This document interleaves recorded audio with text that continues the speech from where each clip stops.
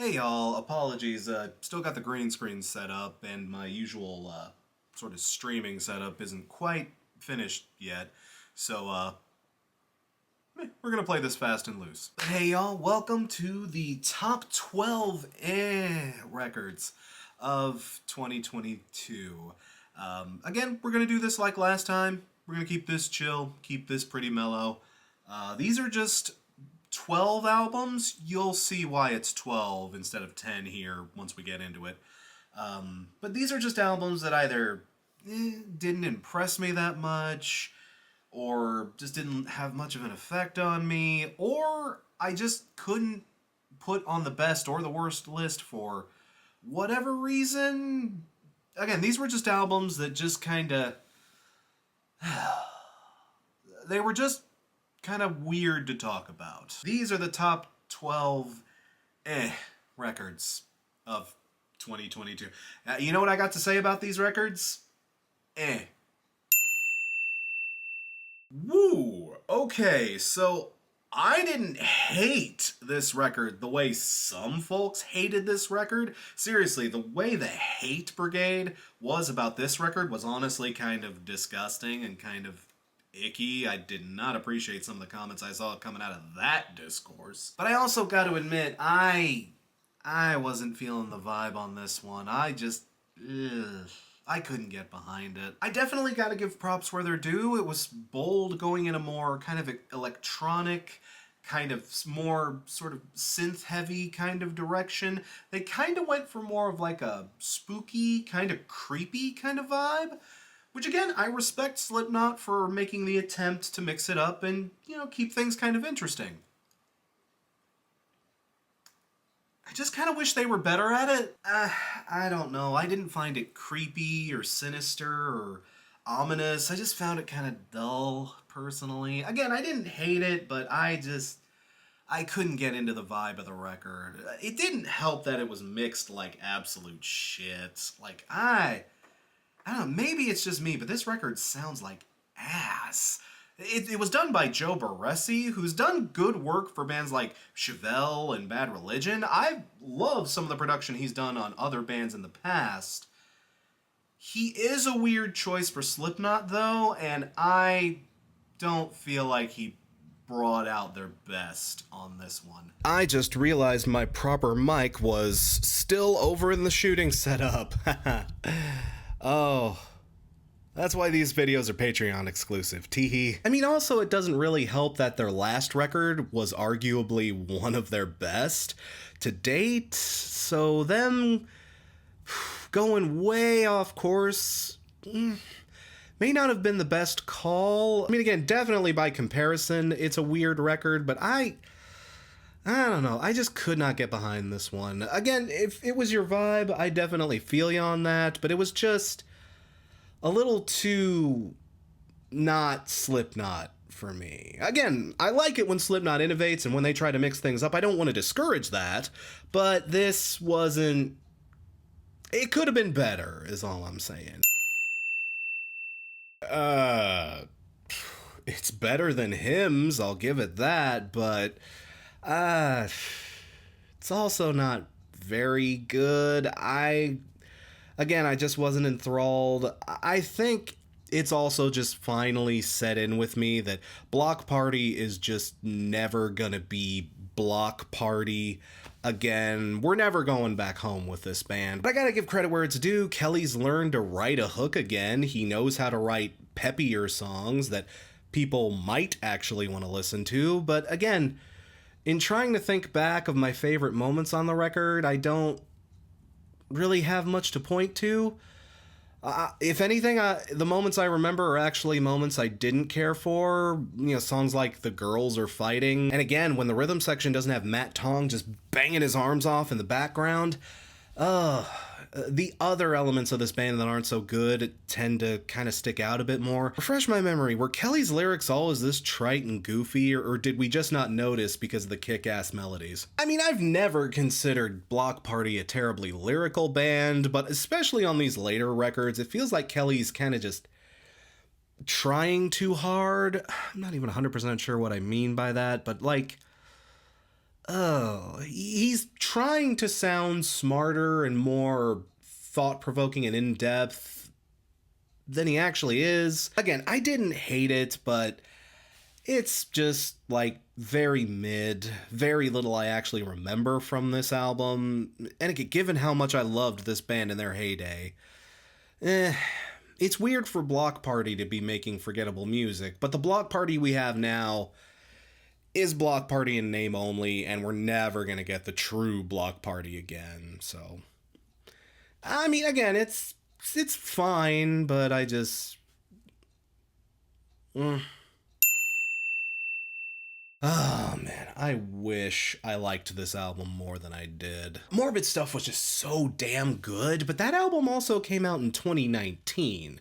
And like, man, 2019, those were some cynical times, and that was a cynical record. But as things have kind of gotten better, as the pandemic passed over, as the Trump presidency finally came to a goddamn close, like an album as sour as Morbid Stuff absolutely hit in 2019, but this record being as self-loathing and just pessimistic, it came off as a little much. You know, if anything, I'd say this album reminds me of like the later seasons of Rick and Morty, when the show just absolutely disappeared up its own ass with its self-aggrandizing and joyous celebration of not giving a shit. I'm not saying it's going as far as Rick and Morty is going these days, but but still, it's just like, guys, come on.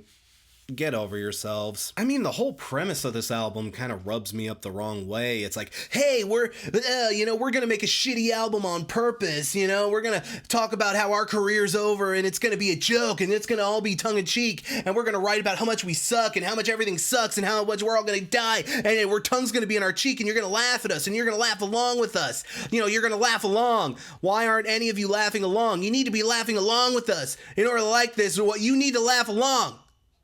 Laugh along! Laugh along! Why aren't you laughing along with us? Because it's not funny, and you guys are disappearing up your own holes really quick with this one. Again, I didn't hate it. There were still good moments. They're still great musicians. They still really know how to bang out a tune. But man, I don't know. Just the vibe of this record felt more poisoned than it should have been, frankly.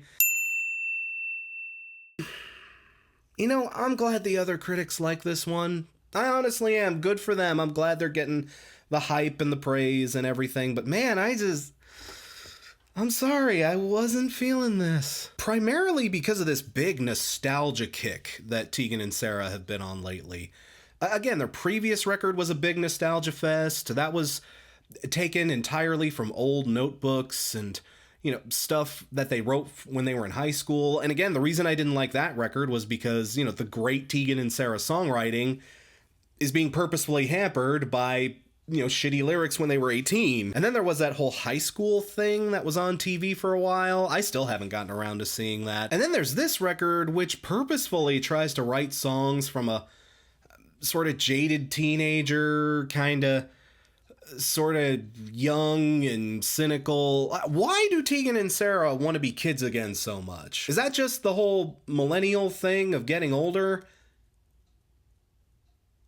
Okay, you got me there. I don't know, the general vibe I got from this record was just midlife crisis. Tegan and Sara are out here just trying to be kids again, and they really shouldn't be. It's not a great look for them. I don't know, especially given some of the songs these gals wrote when they were much younger were just so heavy and heartfelt and just so substantial. To see them purposefully kind of sucking on the pacifier, I don't know, I couldn't get into it. The theming for this album was really twee, like very purposefully juvenile, and I don't know, it just rubbed me up the wrong way. Y'all are almost 40. It's weird to see a Tegan and Sara record with song titles like Pretty Shitty Time, Fucking Up What Matters, Smoking Weed Alone. Are y'all writing a Tegan and Sara album or a Crash Thompson script? I also really did not enjoy the hyperpop elements to this record. There's barely anything there to even speak of. Like, it's not a hyperpop record, it's just a Tegan and Sara record where every once in a while they'll use like a sound effect, or they'll smash their synthesizer with a hammer instead of playing the note they were supposed to play. And again, it felt really slapdash. It felt really tacked on. And again, it's one of those, oh, that's what the kids like, let's do that kind of things that just, no, gals, no. But again, for all my complaints, when the songwriting is good, it is very good.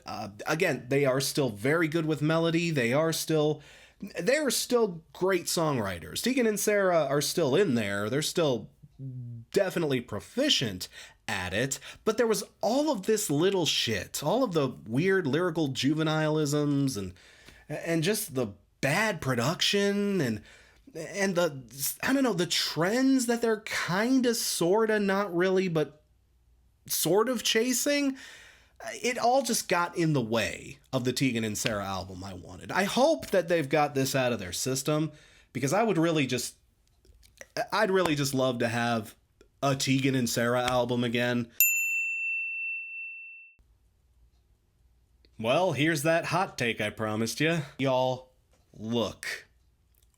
When this record is good, it's great. Okay, it's fan-fucking-tastic. Stuff like N95, The Heart Part 5, Die Hard. Like, y'all, there are fantastic fucking songs on this record. Oh, but y'all, the moments that don't hit... Whoa. I mean, y'all, for every N95, there's a We Cry Together. For every Heart Part 5, there's an Auntie Diaries. There's just a lot of songs on this record that I feel like I shouldn't be in the room for. That's the thing. Listening to this album, for me, was like a minefield. Every handful of tracks that would be fantastic and would be Kendrick just flexing and doing his damnedest, there would be stuff that was just genuinely uncomfortable and unsettling. I just could not, in good consciousness, throw it on my best of the years if I can't even sit through the whole thing without skipping a few times. Like, some of this stuff, I don't want to hear this again, man. I know that this is a controversial as hell take, but the record unsettled me in ways that were genuinely really not comfortable. Like, the Ethel Cain record was also unsettling, but that was also a premise and fictional. You know, this feels real. This feels dark and ugly. And yeah, I understand that's also the point of it, and I should be praising it for being brilliant and everything, and it is brilliant, and it is all that, but it's also... Man, I don't want to put this on during a party. Imagine putting on We Cry Together during a party or playing that track at the club. Fuck. I don't know. To me, there was just as much unappealing as there was appealing with the record. So, again, all I can have to say about it is, Okay, I'm giving these two artists one spot. They are very different artists, but I'm giving them this single spot because they're on this list for the exact same reason. Seeing these bands live is fantastic. Youngblood is an absolute dynamo. The dude has so much stage charisma and presence. He absolutely sells this material. And Gail is fantastic too. Like, she is a outstanding musician who has a lot of chops and can really play that guitar. She is very, very talented. Both of these artists are insanely good if you see them live. In the studio, though, they just can't make it translate. Particularly Gail, because her handlers are pushing the absolute worst song she has in her entire catalog. Gail does so much more good stuff than A, B, C, D, E, F, U. Gail, that is literally her worst song, and I hate that that is the one that's getting all the hype. She is genuinely really, really talented. And the same goes for Youngblood too, but whatever it is, whether it's their handlers or their production or whatever the reason is, God, in the albums they released in 2022, and I've heard some of Youngblood's previous stuff, man, it just doesn't translate to a record. I would absolutely still recommend seeing both these artists live, but if you bounced off of the stuff they released in 2022, Yeah, I don't blame you. God, it sucks when that happens, doesn't it? Damn it, y'all. Again, I like Megan Thee Stallion. I'm rooting for Megan Thee Stallion. I want Megan Thee Stallion to release that album that absolutely blows us all away and makes us all realize, yeah, that's it. This is the queen shit. This is what we've been looking for. Shame she hasn't done it yet. Okay, I can summarize this album really easy for you. Think of a good pop song. Just whatever pop song you like. Just play it in your head right now. Literally, like play the song in your head. Try to listen to it while you're, listening to me talk. Okay? You got it rolling? Okay. Now imagine this alongside the song you like. Ow. Ow. Ha. Mm-hmm. Ow. Ow.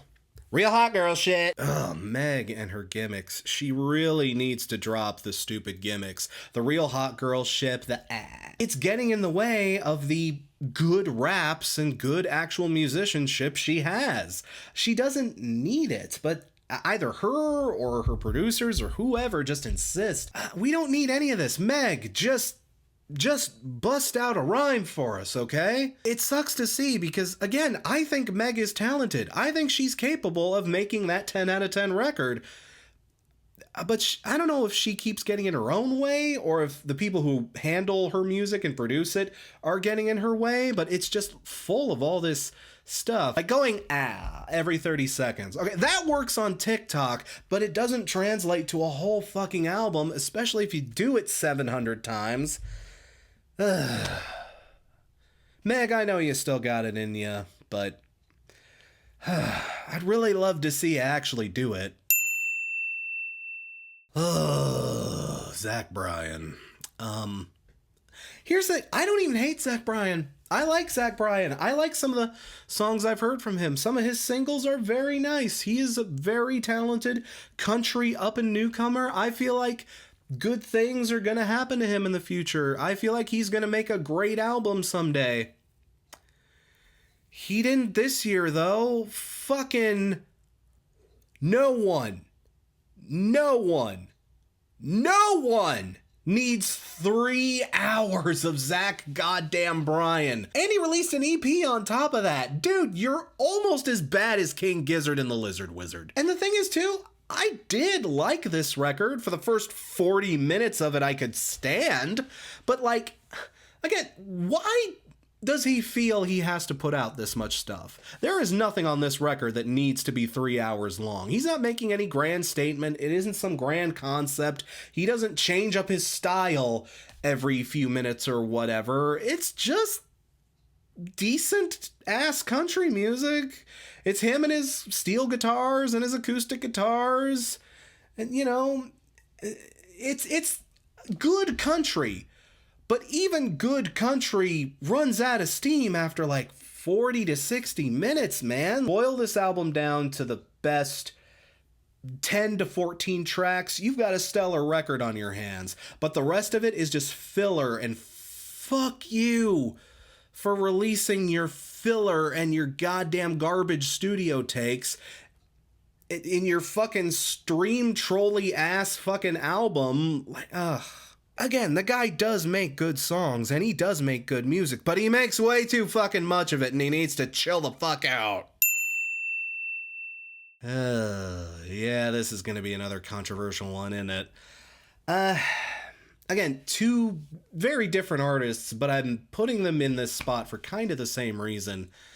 I did enjoy Ants from Up There when I first heard it, and I did enjoy Black Middies when I first heard it, when they first dropped, months back. I think these albums were 6 months apart or so. I enjoyed them. I, had my fun with them. For about a week, I listened to them, got a good vibe out of it. Was like, oh, that's crazy. Ooh, that's kind of nuts what they're doing. For about a week. And then I completely forgot they existed until the end of the year. Oh, again, I may just have to attribute these two to the burnout. I don't know, maybe because of the burnout, I just didn't have a lot of room for Whackazade in my diet. But Black Midi and Black Country New Road, they were fine for what they were. I enjoyed them during my time with them, but after I spun them, I just forgot they existed and never had any desire to listen to them again. I don't know. I think I just kind of get the general vibe of what they do. With Black Midi especially, I feel like I don't know. I went and listened to that Black Midi record again and I was like, yeah, that sure is a Black Midi record, all right. And while Ants From Up Here had more of its own identity, it was also just kind of more forgettable. Again, I couldn't name you a song that I actually remember from that record, even though I enjoyed listening to it. It was those records that are fine, but just slid out of my brain space immediately. Again, there was so much good stuff this year that I didn't have room for all of it. So, yeah, when I finally got around to making my list and I got to two albums that, even though they have a lot of hype from others, I just really lost interest in them really early on in my initial sit with them. I mean, in all good consciousness, I can't put those on the best list. I can't. I'm glad the rest of y'all seem to be having fun with them, but I don't know. Maybe now that I'm less fried, their next encounters. Well, in Black Country New Road's case, if we get a next one. Maybe I'll like their next records better, but I don't know. I just kind of forgot these two even existed. And now, my top album of 2022. I told y'all this list was gonna be controversial. Okay, here's the thing. I do like this record. Overall, at least, I did enjoy it. And I will say this is the best 1975 record we've gotten in a long time. They have dramatically improved. They've cut down significantly on the wank that they were guilty of in previous records. They finally found a way to make it work. And more power to them. But here's the thing. It's good, but it's not, to me at least, it's not good enough. It has a lot of strong moments, but man, a lot of this band's core weaknesses, they're still there. Like Matty Healy's lyrics are just abysmal. They are scraping the bottom of the barrel. And 10 years ago when this band was fantastic, I was willing to give him more credit, but man, after years and years of this same shit, for him to show no development as a songwriter, perhaps to even have slid a bit backwards in some places. Oh, man. And even though they've cut down on the wank dramatically, there are still wanky moments on this. It feels like this record, I guess to me this record feels like they solved a lot of symptoms, but they haven't found the cure for what ails them. And the thing is, I think I'm just going to lay it out there. I feel like this record is only as good as it is because Jack Antonoff was driving in the production chair. See, that's the thing. This album feels like it's good in spite of the 1975, not because of the 1975. And I'm not entirely convinced they're out of the woods yet, y'all. Again, I did overall enjoy this record, and I completely understand why folks are more behind it, especially given their last couple. It's good to see this band making good music again. I agree. But I don't know. I just could not get into it, again, because a lot of those shittier vibes, I don't know, they were just easier to swallow 10 years ago is all I'm saying. This record sounds like the album they should have made after I Like It When You Sleep, etc., etc. This is the album that should have been their third record, but they've been jacking off for so many straight albums that they slipped behind, and now they're still only trying to play catch up. They're still not caught up to where they need to be yet. If this record had came out 5 years ago or so, this would have been the amazing top of the pile masterpiece that it would have deserved to have been. But coming out now, it's solid. It is solid. I will give it that, but I just can't help but I don't know, there's too much in there that still steers me away from it. It's just, I sincerely, I hope I'm wrong. I hope I'm wrong about that. And I hope this band continues to improve and makes those records that blow us away again. I would love nothing more than to see that. But I'm also afraid that this is the best they can do. And we'll see how they do when Jack Antonoff isn't behind the wheel, is all I'm saying. And that's the top 12 Ehhh list for 2022. Again, I told y'all I had some hot takes. If you're watching this before the premiere of the best list, thanks for tuning in. Thanks for subbing to the Patreon. Look forward to that. It's got some crazy moments on it too. Also, stay tuned for the top 10 cuts from the best list. That's also here in the Patreon exclusives. That video will be a lot more fun to discuss. But yeah, again, thank y'all very much. Thank you so much for watching throughout 2022. Thank you for your patience. And hey, stay tuned for everything coming down the pipeline. See you in a bit.